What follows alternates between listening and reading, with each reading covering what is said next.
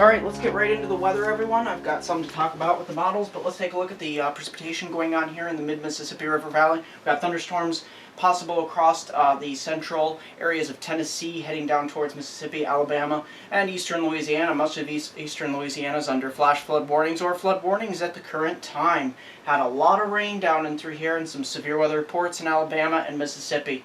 There's going to be some thunderstorms during the next, say, 6 to 12 hours. Let's take a look at the northeast here. We've got overrunning precipitation northeast of the warm front, heavy rain, and this is going to promote some areas not flooding, but it's going to bring many creeks and rivers over the next couple days to bankfall. And across the Dakotas here and across Dakotas, we'll see that snowfall upwards of 6 to 12 inches. Here in Minnesota, freezing rain, freezing drizzle. We're getting a light glaze of ice on things. And here in the Rocky Mountains, look at most of the Rocky Mountains are under winter storm warnings at the current time. Most areas will receive upwards of 6 to 12 inches, with some isolated areas up to 18 inches, especially up here in Montana and northern Wyoming.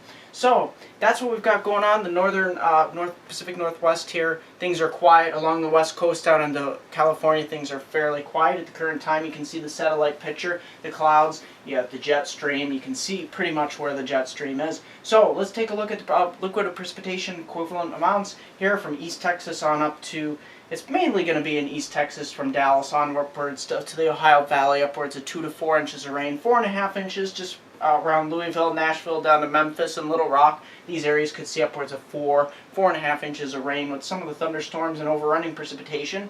And of course across the northeast here, some of this rain could have an effect on local rivers and streams. Let's take a look at some of the localized rivers and streams across my area. This will affect some of my hometown viewers. Susquehanna River at Vestal going upwards of 13 feet. That's still below the 18 feet needed for flood stage. And of course the Nanticoke Creek here near our MeteoMark studios is zigzagging and will slowly climb. We're probably approaching 3 at this point, but we could get upwards of 5, maybe 6 feet by the end of the forecast period. Remember, flood stage for the Nanticoke is more like 7.5 to 8 feet to get out of the bankful. So let's take a look at what we've got going on for the rest of the nation here. We've got areas of troughiness here in the west, this trough, and the ridge in the east. This is promoting to temperatures. Let's take a look at weekend temperatures. These weekend temperatures out here in the Rocky Mountains are going to be cold, and some of that cold air will be bleeding into the west coast areas like Portland, Medford. These areas could start, especially east of the Cascades, and some of that cold air will bleed through those mountain passes westward. Here in the east, 60s all the way up through the nation's capital and heading southward. Take a look at 50s here in the northeast. That warm pocket of air will continue to be pushed off to the east, and we'll see some of this cold air. Now, later next week we start to see some more normal temperatures across the northeast, and here across the west things start to modify as we get this positive PNA over the North Pacific. The jet stream goes further north into Alaska. But the problem with this is I like the temperatures that the models are outputting until they get to about January 22nd, January 23rd here. Look at this. This is minus 50s and minus 60s developing and going around the Great Lakes and pushing its way southward across New York State, Pennsylvania, northern New Jersey, New England. Minus 50s all the way down into these areas, upstate New York, some minus 60s here in eastern Canada. And this is not just one frame, this is multiple frames, 264 hours out, 276 hours out, 288 hours out, 296 hours out, 308 hours out. I've been analyzing this all afternoon, and the only thing, and I've received a lot of messages from people and from other forecasters as well. It's come to my attention that this is one of those, I've always thought the GFS was more of a convective feedback issue with precipitation.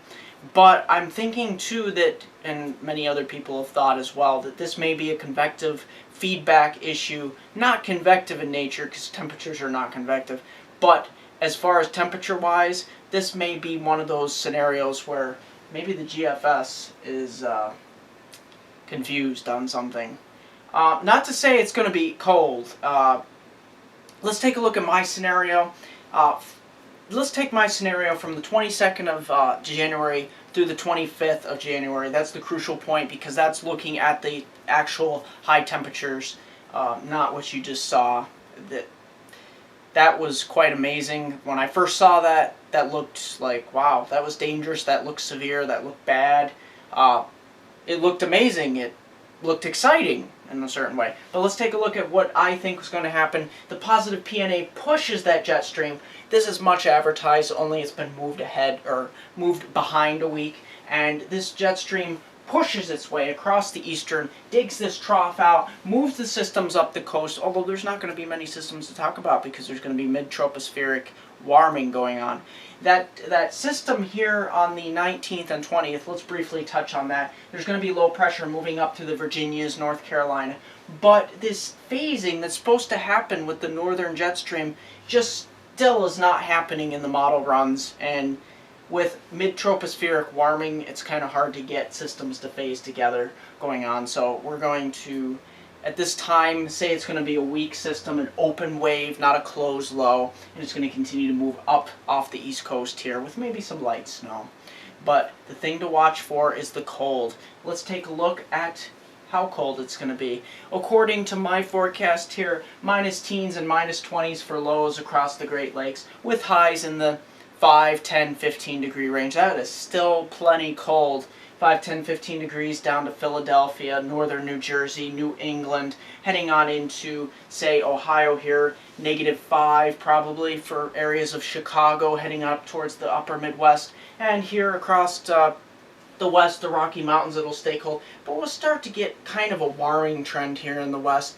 Not before, though, the 21st and 22nd of January, we start to get some of that 32-degree air or below towards Portland and Medford. So they're not going to be immune to the cold weather outbreak either.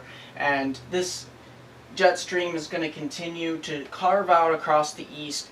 And portions of eastern Canada could see the minus 30 to minus 40 degree weather. But honestly, the GFS, minus 60s all the way down to just north of Albany, New York, minus 50s down to, say, the Catskills in northeastern Pennsylvania, is what the GFS was forecasting. And I'm really hesitant to jump on that, especially that being 288 hours out.